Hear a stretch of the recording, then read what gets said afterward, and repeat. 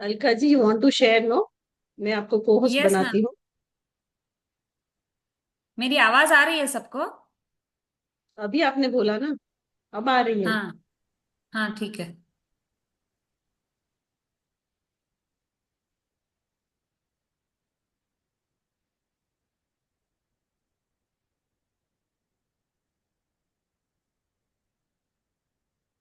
इसमें को होस्ट का है ही नहीं, होस्ट ही है। फिर क्या करूँ, आपको भेजू फाइल? नहीं नहीं, मैं आपको होस्ट बना देती हूँ। अभी आप ट्राई करो, आप कर सकते हो। एक मिनट मैम, देख देख रही हूँ। हाँ,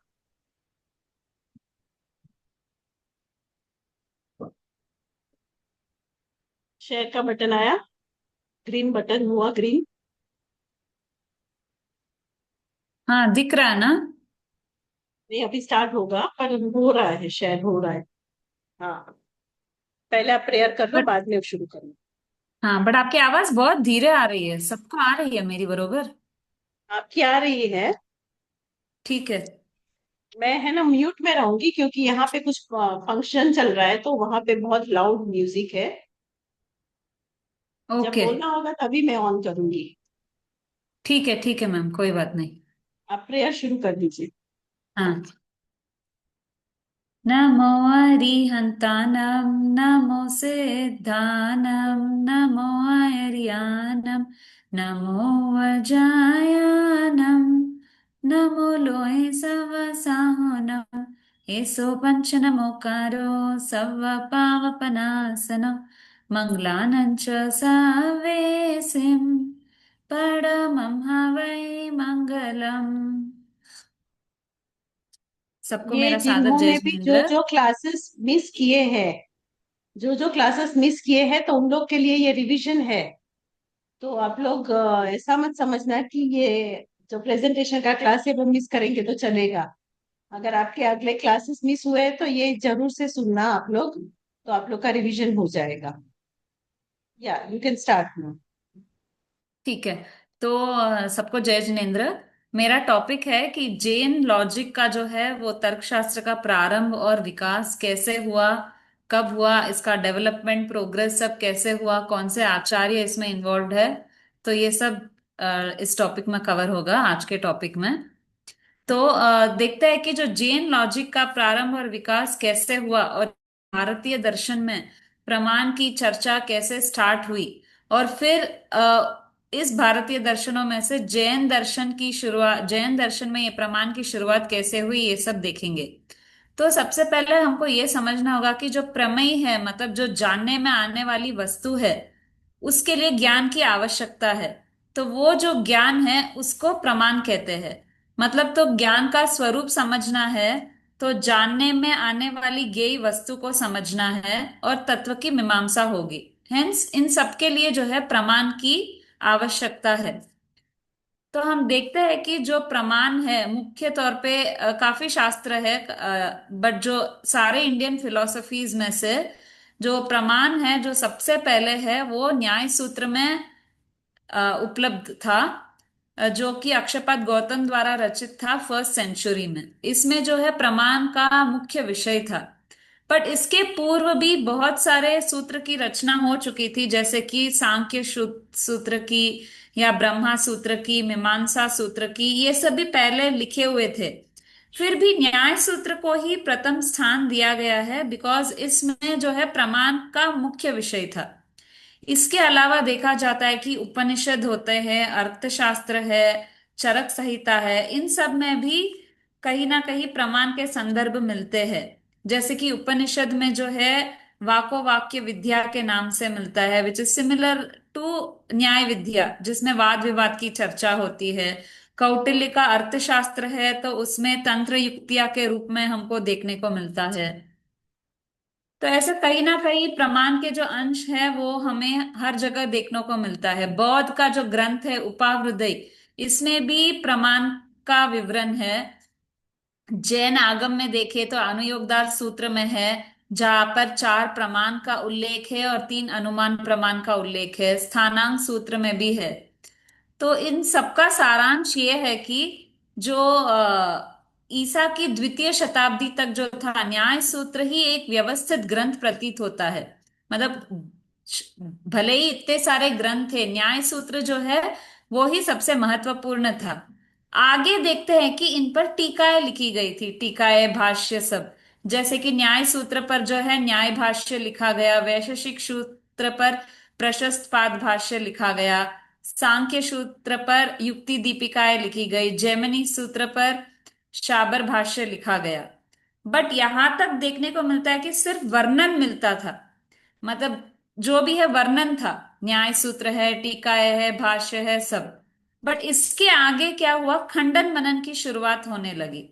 मतलब क्या होने लगा, जो परमत है उसका खंडन और स्वमत का मंडन। तो सबसे पहले ये स्टार्ट कहाँ से हुआ, जो बौद्ध दर्शन के दिग्नांग है उन्होंने न्याय सूत्र में जो लिखा हुआ है उसका खंडन किया। अभी वो न्याय सूत्र का खंडन कर रहे हैं, तो न्याय आचार्य जो थे उनमें से जो एक न्याय आचार्य थे उद्योतकर, तो उन्होंने क्या किया, न्याय वार्तिका का निर्माण किया, ये समझाने के लिए कि जो बौद्ध ने जो तर्क में स्थापित किया है वो वास्तव में तर्क नहीं है, कुतर्क है। तो इस कुतर्क रूप के अज्ञान की निवृत्ति के लिए मैं ये न्याय वार्तिका लिख रहा हूं, ऐसा उन्होंने कहा। तो इसी तरीके से कुमारिल भट्ट ने भी श्लोक वार्तिका की रचना की, जिस पर दिग्नांग का खंडन किया। जैन दार्शनिक में भी मल्लवाद जो है उन्होंने भी खंडन किया। तो इस प्रकार देखा जाता है कि पारस्परिक खंडन मनन द्वारा प्रमाण शास्त्र जो है एक विशाल स्तर पर इसका सर्जन प्रारंभ हो गया। और ये 11वीं 12वीं शताब्दी तक चलता रहा। और इसी के कालांतर समय में नव्य न्याय, जैन न्याय आदि ग्रंथों का भी निर्माण होता रहा। बट एक चीज देखने को मिलती है कि जो बौद्ध न्याय परंपरा है वो भारत से लुप्त हो गई थी, इस काल के बीच में कुछ भी और नई प्रोग्रेस हुआ उसमें। तो अभी जैन दर्शन का देखें तो इसका व्यवस्थापन जो है 5th सेंचुरी से स्टार्ट हुआ। और 5th सेंचुरी से इस व्यवस्थापन का स्थापना सिद्धसेन सूरी ने किया। और 8वीं शताब्दी में जो है वो 8वीं शताब्दी में भट्ट अकलंक ने किया। वो एक धुरंधर आचार्य थे जिन्होंने इसको पूरा एक नई रूपरेखा से इन सबको प्रस्तुत किया था। आगमों में भी कई तरह से कई जगह पे इनकी चर्चा देखने को मिलती है। तो अभी ये जो जितने भी प्रमाण नहीं, इन सबका जो तर्कशास्त्र का युग था, इनको बहुत लोगों ने बहुत तरीकों से डिवाइड किया। जैसे कि पंडित दलसुख मलवानी ने 4 युग किए, सुखलाल सिंघवी ने भी 3 भाग किए, आचार्य महाप्रज्ञ ने भी 3 भाग किए। और जो बट देखा जा रहा है कि जो कार्य बौद्ध दर्शन में दिग्नांग ने किया वही के नाम कार्य भी जैन बताइए। दर्शन में उन्होंने अक्लंक जो ने किया। डिवाइड किया उसके नाम भी बता दीजिए, तो आगे वो कब बात कंप्लीट हो जाएगी। हाँ ठीक है मैम। तो जो पंडित दलसुख मालवनी जी है उन्होंने जो है 4 भाग में किए। उन्होंने आगम युग, अनेकांत व्यवस्था युग, प्रमाण व्यवस्था युग और नवीन युग, ऐसे 4 युग किए।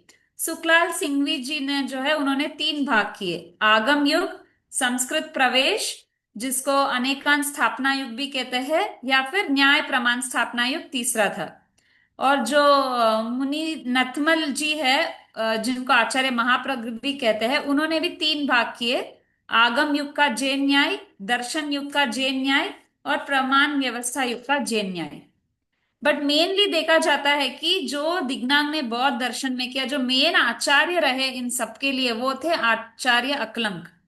तो उनको ध्यान में रखते हुए यहाँ पे जो है विभाजन किया गया है। नवीन विभाजन हुआ वो अक्लंक के आधार पर हुआ ये। तो इसको बेसिकली 2 फेजेस में डिवाइड किए। प्राग अक्लंक प्रमाण मीमांसा और अक्लंक एवं तदुर्वर्ती प्रमाण मीमांसा।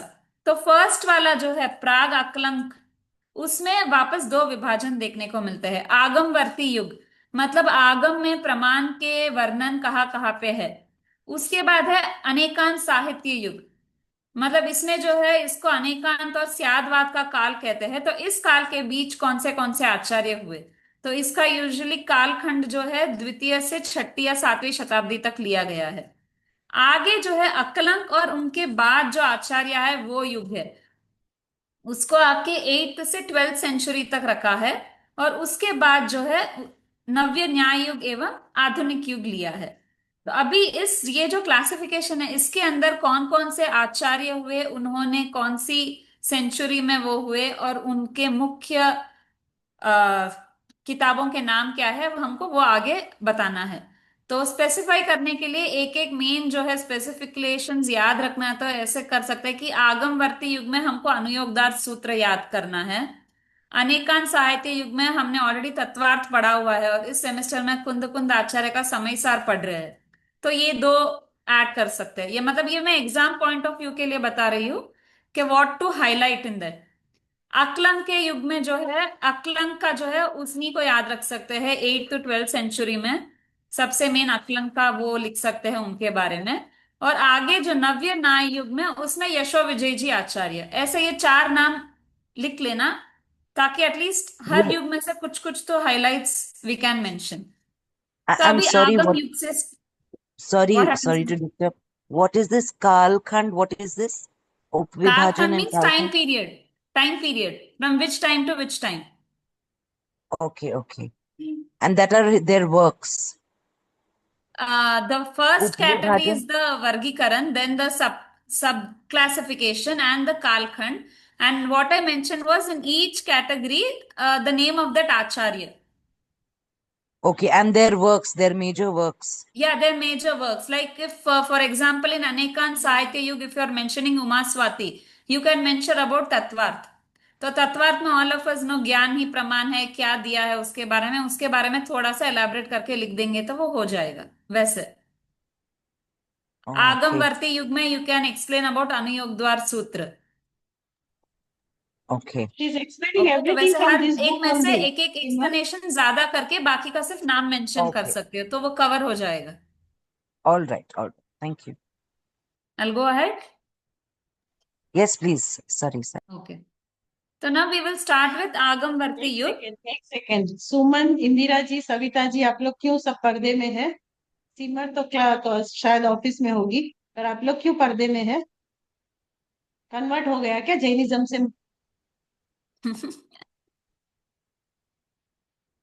सामने वाला मैम बोल रहा है ना, तो उनको भी अच्छा लगेगा गेस्ट ना। आए हुए हैं। गेस्ट आए हुए हैं घर पे 2-3 दिन के लिए। कल कल ही आ गए थे, चलो तो स्टार्ट करो। किचन में वर्क करते हुए कर रही हूँ अटेंड। वर्क मिल सकता है ना, अभी इतना कंपल अर्जेंट नहीं होगा। आधा घंटा बैठ लीजिए फिर कर लिए ना, if it's possible. Continue, Alka ji. ठीक है, तो अभी वी विल स्टार्ट विद आगमवर्ती युग। तो इसमें आगमवर्ती युग नेम इटसेल्फ सेज, मतलब आगमों में कहाँ कहाँ पे प्रमाण का उल्लेख मिलता है और किस संदर्भ में मिलता है। तो इसमें मुख्य तौर पे हमको अनुयोग द्वार सूत्र और स्थानांक सूत्र, नंदी सूत्र, इन सब पे हाईलाइट करना है। ये सब सूत्र के नाम है। तो अनुयोग द्वार सूत्र में जो देखा गया है, और भगवती में प्रमाण के चार भाग बताए गए हैं: प्रत्यक्ष, अनुमान, उपमा और आगम। ये सेम न्याय सूत्र में भी ऐसा ही वर्णन था। स्थानांक सूत्र में भी जो है इन्हीं चार प्रमाणों को हेतु के शब्द से उल्लेख मिलता है, और इसके तीन भेद बताए गए हैं: प्रत्यक्ष, प्रात्ययिकी और अनुगामी। नंदी सूत्र में जो है प्रत्यक्ष और परोक्ष, इन्हीं भेद ज्ञान नंदी सूत्र में जो है ज्ञान मीमांसा पूरा उसमें वही वर्णन है, और उसमें भी ज्ञान के प्रत्यक्ष और परोक्ष दो भेद करके फिर इंद्रिय प्रत्यक्ष, नो इंद्रिय प्रत्यक्ष आगे वैसा बताया गया है। तो ये सब आगम में हो गया है। और अनुयोग द्वार और स्थानांक में जो चार प्रमाण शब्द है, उनके और चार भेद जो किए गए हैं वो है द्रव्य प्रमाण, क्षेत्र प्रमाण, काल प्रमाण और भाव प्रमाण। और जो भाव प्रमाण है उसके आगे और तीन भेद किए गए हैं: गुण, नय और सांख्य। और गुणों में तीन गुण: ज्ञान, दर्शन, चारित्र। तो ऐसे देखने को मिलता है कि अनुयोग द्वार सूत्र में अनुमान के जो तीन भेद प्रतिपादित किए आगे, वो है पूर्ववत, शेषवत और दृष्ट साधर्म्यवत। और आगम प्रमाण में और एक जो देखने को मिलता है वो है लोकोत्तर आगम और लौकिक आगम। तो जो लौकिक आगम है उसके अंदर रामायण, महाभारत ये सब आ गए, और जो लोकोत्तर आगम है मतलब वो आचारांग, सूत्र, कृतांग, जो भी जैन शास्त्र शामिल है वो सब आ जाते हैं। तो इस प्रकार देखा जाता है कि आगम जो है उसमें जो प्रमाण संबंधित सामग्री प्राप्त होती है, जो निश्चित रूप से जैन प्रमाण शास्त्र के निर्माण में उपयोगी सिद्ध हुई है। और इसी में निर्युक्ति एवं भाष्य भी इसी दृष्टि में योगदान की गई है। जो जो आगम है उन पे जो निर्युक्ति भाष्य लिखे गए हैं उनमें भी प्रमाण के अंश देखने को मिलते हैं। इसके आगे नेक्स्ट वाला आता है, दैट इज अनेकांत साहित्य युगीन प्रमाण मीमांसा। ये जो है from second century till seventh और एथ सेंचुरी तक लिया गया है। इसको मेनली अनेकांत एवं स्यादवाद का स्थापना काल के रूप में देखा जाता है। और इसमें जो है सर्वप्रथम most important in this it is Umaswati Acharya, जिनका समय सेकेंड से थर्ड सेंचुरी हम सबको पता है। और उनका सूत्र है तत्वार्थ सूत्र, जिसमें 10 अध्याय है और 7 तत्वों का विवेचन है। और सम्यक दर्शन ज्ञान और चारित्र को ही उन्होंने मोक्ष मार्ग का रूप बताया है। और फर्स्ट अध्याय में ज्ञान को उन्होंने तत्प्रमाणे कह के पांचों ज्ञान मति श्रुत अवधि मनपर्य और केवल ज्ञान को प्रमाण कहा है। और फिर आगे उसने प्रत्यक्ष परोक्ष दो विभाजन किए। और प्रत्यक्ष को उन्होंने जो सीधे आत्मा से होता है उसमें सकल विकल लेके केवल ज्ञान अवधि ज्ञान मनपर्य ज्ञान लिए, और परोक्ष में मति और श्रुत ज्ञान लिए। ये विभाजन उन्होंने किया था। और इनके सूत्र पर जो टीकाएं लिखी गई थी वो थी सर्वार्थ सिद्ध टीका, तत्वार्थ राजवार्तिकी टीका और तत्वार्थ श्लोक वार्तिकी टीका। तो ये उमास्वाती के कार्य और योगदान थे इन प्रमाण से रिलेटेड। आगे सेकंड आचार्य है आचार्य कुंद कुंद। वो किसने लिखी आचार्य थी कुंद कुंद, टीका? क्या मैम? वो टीकाएं किसने लिखी थी? तत्वार्थ सूत्र की सर्वार्थ सिद्ध पूज्यपाद देवनंदी ने जो है सर्वार्थ सिद्ध नामक टीका लिखा था। और आचार्य अकलंक जो है उन्होंने तत्वार्थ राजवार्तिकी टीका लिखा। और विद्यानंद जो है तत्वार्थ श्लोक वार्तिकी टीका लिखा। तो इसमें आगे सबसे हाईलाइट जो एक एक टीका का नाम भी अगर एक्सप्लेन करना है तो अकलंक ने जो तत्वार्थ राजवार्तिकी टीका लिखा है, that we can highlight because Akalank का आगे भी आएगा वापस। तो इसके आगे आचार्य कुंद कुंद है। उन्होंने काफी ग्रंथ लिखे हैं, प्रवचन सार समय सार सब हमको पता ही है। प्रवचन सार का जो प्रथम अधिकार है उसमें उन्होंने आप ज्ञान एग्जाम का से विषय लिख का, सकते हो क्या? कुन चार्य ने क्या काम किया था वो हमको पता ही है, तो हम यहाँ एग्जाम में नहीं लिखने वाले हैं। नहीं नहीं बोल रही हूँ मैम, और मैं ऐसे और बोल रही हूँ बिकॉज ये पढ़ा हुआ है। आपको तो पता ही है, तो आप देख लेना और यहाँ पे लिख देना हमारे बदले। वैसे बोलोगी तो वही लिख दिए तो हो गया मैम, फिर बोलेंगे मैंने बोला ऐसे लिखना। मतलब ये समय सार में सबने काफी डिटेल में पढ़ा है ये तो।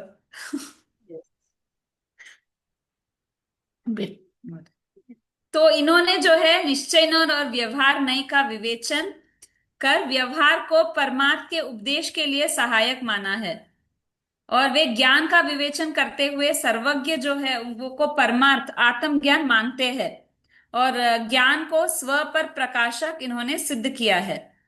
इनके मुख्य जो ग्रंथ है वो है समय सार, नियम सार, प्रवचन सार, पंचास्तिकाय, अष्टपाहुड़ आदि इनके प्रमुख ग्रंथ है। और प्रवचन सार के जो प्रथम अधिकार है उसमें ज्ञान का विशेष विवेचन मिलता है। और समय सार में भी आत्मा के संबंध में जो भी विवेचन मिलता है उसमें भी ज्ञान का भी, ज्ञान और अज्ञान को भी उन्होंने उसका भी एक्सप्लेनेशन लिया उसमें। नेक्स्ट आचार्य है सिद्धसेन दिवाकर, जो काफी इंपॉर्टेंट है। मैम एक मिनट।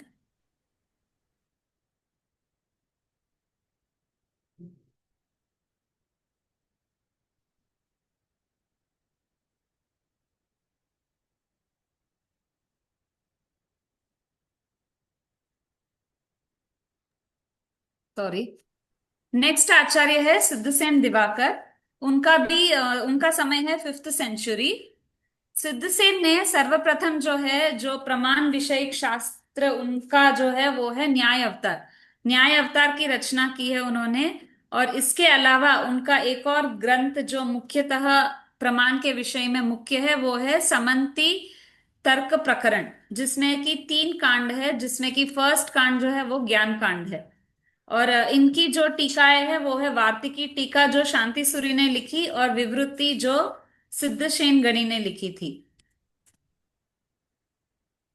तो अभी न्याय अवतार ग्रंथ जो है, न्याय अवतार में जो है शनकी के देखते बारे हैं। में बताइए। क्या मैम? 32 शिकाओ, सिद्ध सेन दिवाकर का वो रह गया। ओके, वो भी ठीक है। सॉरी, वो शायद मिस हो गया मैम, मैंने नहीं मार्क किया। पेज नंबर 32 पे है, आप देख लेना, ऐड कर लेना वहां पे। ओके। और आज 32 उसमें 32 में से द्वात्रिशिकाएं, 22 ही ठीक है। उपलब्ध है हमारे पास। ओके, हाँ ठीक है मैम, वो भी एक मार्क कर दूंगी। तो 3 हो गए सिद्धसेन दिवाकर के, न्याय अवतार, समंती तर्क प्रकरण, और 32 द्वात्रिशिकाओं, जिसमें कि अभी 22 ही उपलब्ध है। तो न्याय अवतार जो है, इसमें जैन न्याय का व्यवस्थित रूप से भट्ट अकलंग से लेकर प्रारंभ माना गया, किंतु न्याय अवतार की धारणा को मिथ्या सिद्ध कर देता है, क्योंकि इसमें जो है प्रमाण का संक्षिप्त और एक एवं सर्वांग विवेचन है। प्रमाणादि की व्यवस्था अनादि निधात्मक है इसमें, और ज्ञान को ही प्रमाण कहा है। प्रत्यक्ष एवं परोक्ष 2 श्रेणियों में विभक्त किया है, और जो परोक्ष प्रमाण है उसमें अनुमान एवं आगम प्रमाण को रखा हुआ है, और जो स्मृति, प्रत्यभिज्ञान और तर्क है, इन तीनों को यहाँ पे नहीं लिया गया है। तो उस हिसाब से देखने को मिलता है कि जो स्मृति आदि प्रमाण का विकास है वो सिद्धसेन के पश्चात ही हुआ होगा। बिकॉज अगर इसके पूर्व हुआ होगा तो न्याय अवतार में भी उसका वर्णन मिलता, बट न्याय अवतार में स्मृति, प्रत्यभिज्ञान और तर्क का वर्णन नहीं है, और भट्ट अंकलंग के आगे के दार्शनिकों में उसका वर्णन देखने को मिलता है। सिद्धसेन ने प्रत्यक्ष प्रमाण का विस्तृत विवेचन नहीं देते हुए उसे भी अर्थ का साक्षात ग्राहक ज्ञान प्रतिपादित ही किया है। और इनके जो टीकाएं हैं, इनकी जो शांति सूरी ने लिखा है वार्तिक टीका, और सिद्धर्ष गणी ने लिखा है विवृत्ति टीका लिखा है। तो ये सब टीका का मेंशन करेंगे नाम, तो ऐसे बस है ना मैम? Yes yes. ठीक है। नेक्स्ट जो है उनका समंती तर्क प्रकरण, ये जो है प्राकृत भाषा में रचित है और शांति नहीं, महत्वपूर्ण ग्रंथ है। सन्मति। सन्मति तर्क प्रकरण, अच्छा, सन्मति तर्क समझ। प्रकरण, ये प्राकृत भाषा में रचित है, और ये भी महत्वपूर्ण दार्शनिक ग्रंथ है। इसमें 3 कांड देखने को मिलते हैं। जो फर्स्ट वाला है वो नाई कांड है, सेकंड जीव कांड है, और तृतीय कांड का नाम का उल्लेख नहीं है। तो बेसिकली प्रमाण का जो है प्रथम कांड में देखने को मिलता है। इसमें अनेकांतवाद से फलित नईवाद एवं सप्तभंगीवाद की चर्चा की गई है। तो जो प्रथम कांड है that is important of this ग्रंथ। और सिद्धसेन की मान्यता है कि जितने भी वचन मार्ग होते हैं उतने ही नहीं हो सकते हैं। तो नई के संबंध में उनका यह जो चिंतन था ये बहुत महत्वपूर्ण स्थान रखता था। सन्मति तर्क प्रकरण पर जो है आचार्य अभयदेव सूरीकृत तत्वबोध विधायिनी नामक विस्तृत एवं महत्वपूर्ण टीका है। नेक्स्ट आचार्य जो हुए 6th सेंचुरी में है वो है आचार्य समंत भद्र। इन्होंने भी अनेकांतवाद को महत्व दिया हुआ है, और इनकी जो कृति है वो संस्कृत काव्य की रचना है जिसका नाम है युक्त्यनुशासन। इसमें जो है बौद्धों के क्षणिकवाद, निर्विकल्प प्रत्यक्ष, विज्ञानवाद आदि का इन्होंने खंडन किया है, और सेम सिद्धसेन की भांति ही इन्होंने भी प्रत्यक्ष, अनुमान एवं आगम ये 3 प्रमाण स्वीकार किए हैं। और सिद्धसेन का एक और जो है आप्त मीमांसा है, उनकी रचना, ये भले ही न्याय के विषय एक रचना नहीं थी, फिर भी इसमें प्रमाण के जो है कुछ अंश उपलब्ध है।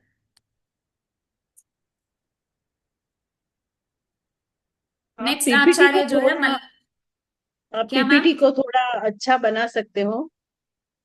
इसमें खाली उनके जो मेन मेन बुक्स है ना उनका नाम ऐड कर दीजिए। नहीं, एक्चुअली मुझे क्या था पीपीटी में, what I wanted to do, I wanted to write the acharya name, the century and the books and tika columns करके। बट क्या हुआ, 3-4 दिन से पढ़ रही हूँ, मुझे वो फ्लो ही नहीं बैठ रहा है बुक में, एंड इतने बुक्स रेफर किए तो भी पता नहीं चला। बट फिर आज मॉर्निंग आई रियलाइज मेरे बुक में क्या हुआ, 32 पेज नंबर है, 32 के बाद सीधा 49 है।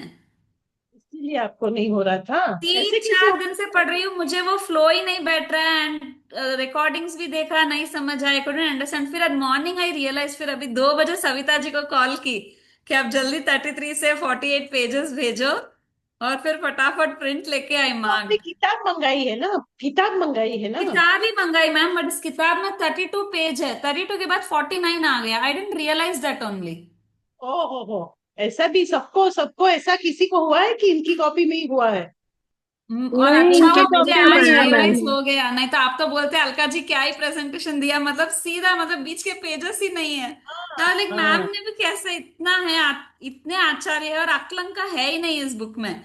तो इतने ओ, गूगल पे भी की, सब की कि क्यों ऐसा मिसिंग है करके, लाडनू की बुक्स भी देखी। बट लकीली आज वो I realize the page numbers today morning.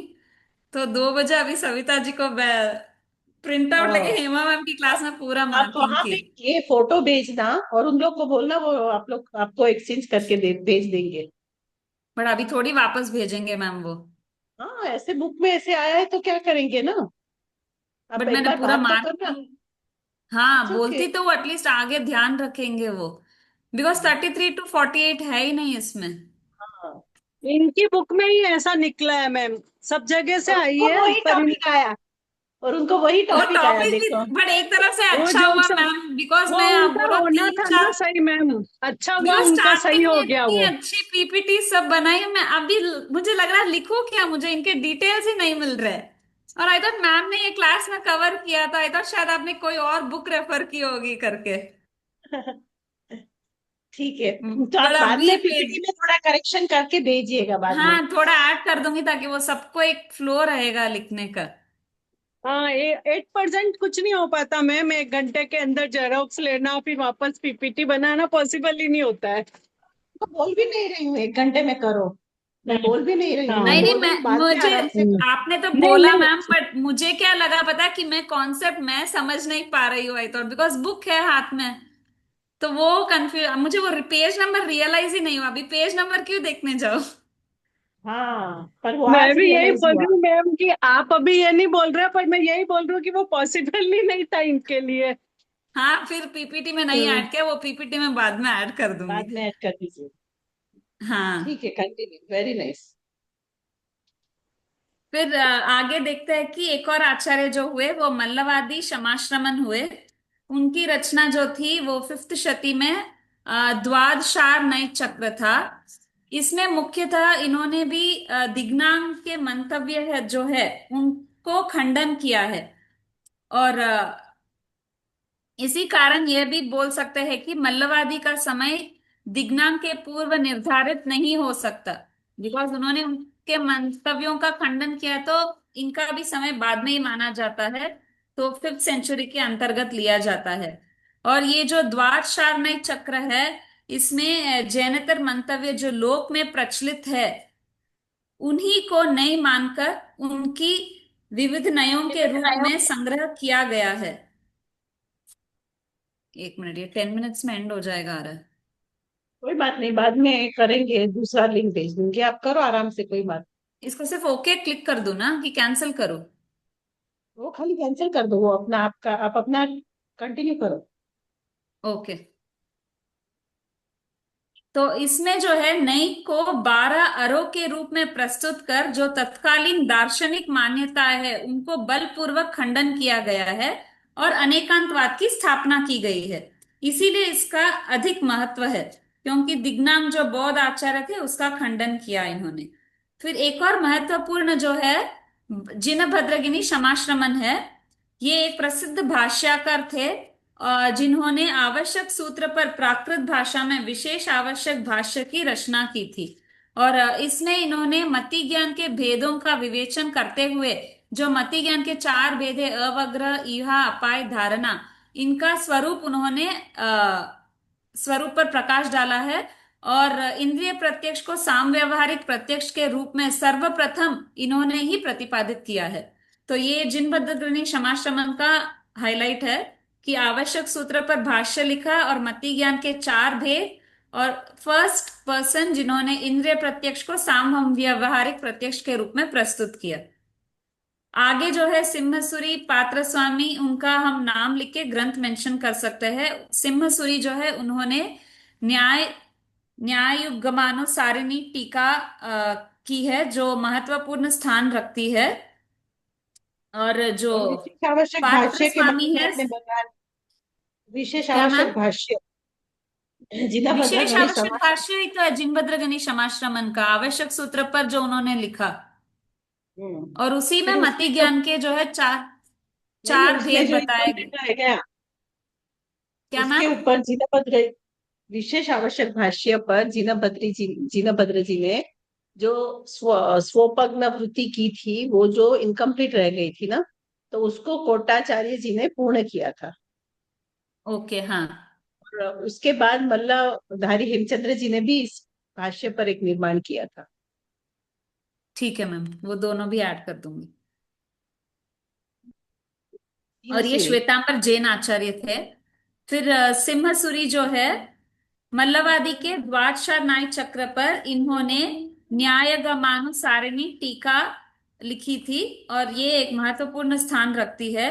उन्होंने अपनी टीका में वसुबंध, दिग्नांग आदि दर्शनों के मंतव्य को पूर्व पक्ष में रखकर उनका खंडन किया है, और बौद्ध प्रमाण लक्षण में प्रत्यक्ष का विभिन्न दृष्टिकोण से परीक्षण किया है। फिर पात्र स्वामी जो है वो 7वीं 8वीं शताब्दी से है। इनको पात्र केसरी भी कहते हैं।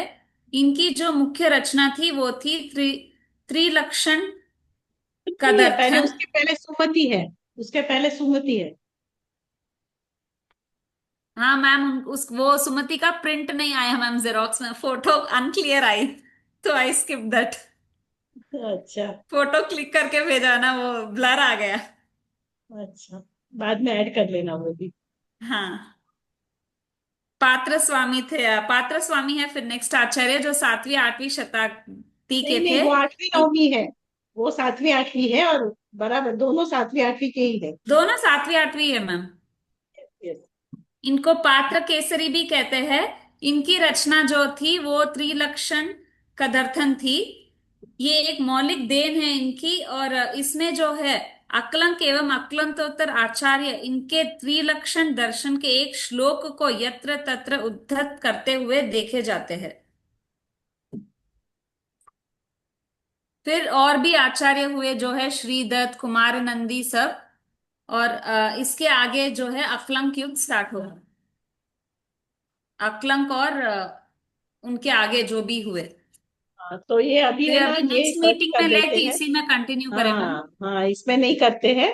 ये बंद कर देते हैं, दूसरी लिंक भेज के उसमें स्टार्ट करते हैं, क्योंकि वो पूरा कंटिन्यू बराबर से आएगा। नहीं तो ये अभी बंद हो जाएगी, तो मैं भी अब एंड कर देती हूँ मीटिंग। ओके। दूसरी लिंक भेजती हूँ।